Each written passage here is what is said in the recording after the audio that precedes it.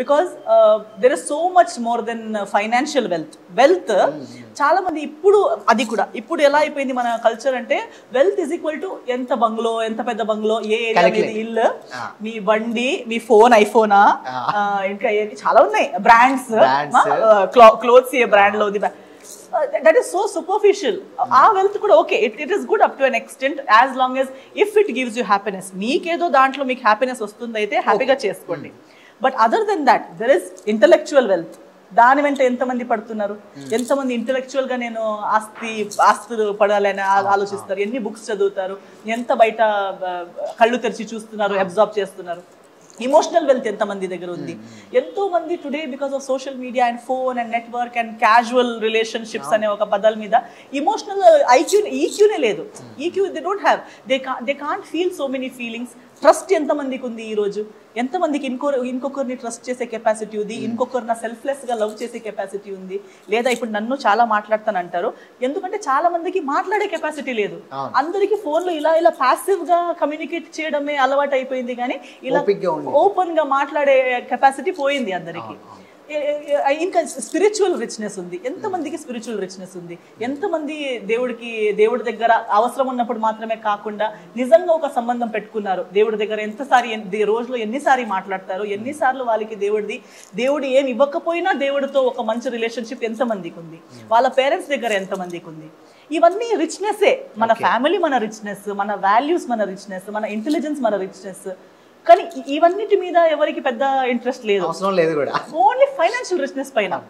But what they don't realise is only financial richness ఉంటే కూడా ఒక్క రోజు మేబీ మన ఫైనాన్షియల్ రిచ్నెస్ కోసం చాలా పోగొట్టుకుని అవన్నీ ఓకే అంటారు, ఇట్స్ ఓకే, ఫ్యామిలీకి సైడ్ చేస్తే పర్లేదు, ఎథిక్స్ ని పక్కన పెడితే పర్లేదు, మన రిలీజన్ ని పక్కన పెడితే పర్లేదు, ఓన్లీ మనం డబ్బులు వెంట పడితే డబ్బులు ఒకటి ఉంటే లోకంలో ఏదైనా సంపాదించుకోవచ్చు అనే ఒక ఫీలింగ్ ఉంది చాలా మందికి ఉంది. కానీ అదే డబ్బు మీ దగ్గర ఒక్క రోజు మేబీ నిజంగా మీరు అన్ని డబ్బులు మీరు సంపాదించుకోవచ్చు కూడా, కానీ అన్ని డబ్బులు వచ్చి ఒక్క రోజు ఆ అన్ని డబ్బులు ఒకరికి ఇచ్చి నాకు ఒక్క నిమిషం ఎక్కువ ఇవ్వండి అంటే మీరు కొనగలుగుతారా? 1 extra moment, 1 extra minute in your life, 1 glass of water. World లో ఇప్పుడే నీళ్లు లేదు, వాటర్ కోసం కొట్టుకుంటున్నారు. అన్ని క్లియర్ అయిపోయి ఓన్లీ డబ్బులు ఉన్నాయి మీ దగ్గర, అకౌంట్లో కోట్లు ఉన్నాయి, కానీ 1 glass క్లీన్ డ్రింకింగ్ వాటర్ మీకు దొరకలేని రోజులు రావచ్చు. ఒక మంచి ఊపిరి బ్రీత్ చేయడానికి ఒక మంచి ఫ్రెష్ గాలి కావాలంటే కొనలేరు. ఒక జెన్యున్ గా ఒక పర్సన్, నేను సక్సెస్ అయినా ఫెయిలియర్ అయినా లాస్ అయినా ప్రాఫిట్ అయినా నా తోడు ఒక మనిషి లేదు, నేను ఉన్నానని చెప్పేంత రిలేషన్ మీరు ఎంత డబ్బు ఇచ్చినా మీరు కొనలేరు. ఇలాంటి there are many things money can't buy, but we are only running after things that money can buy. So I don't want to be a person who money can buy. నాకు అందుకు ఎప్పుడు వచ్చి మీదెంత అని అడిగితే ఏంటి చేపలు అమ్ముతున్నారా, ఏం చేస్తున్నా, నాది ఎంత, ఏది ఎంత? ఫస్ట్ వచ్చి సినిమా చెప్పండి, కథ చెప్పండి, స్టోరీ నచ్చి నేను ఇక్కడ యాక్టర్ గా కూర్చున్నప్పుడు నాకు సంబంధం దేనితో? నా క్యారెక్టర్తో. ఫస్ట్ వచ్చి ఒక సినిమాకి మీరు ఎంత తీసుకుంటారంటే ఆ సినిమా దేని గురించి నాకు తెలుసుకోవాలి కదా ఫస్ట్. సో నేను ఎప్పుడు బట్ వాళ్ళు ఎందుకు ఆశ్చర్యపడతారంటే నాకు తెలియదు, బట్ అందరూ వేరే ఆర్టిస్టులు ఎలా మాట్లాడతారంటే ఫస్ట్ వాళ్ళు అడిగేది ఏంటంటే నాకు ఎంత డబ్బులు అని చెప్పేది.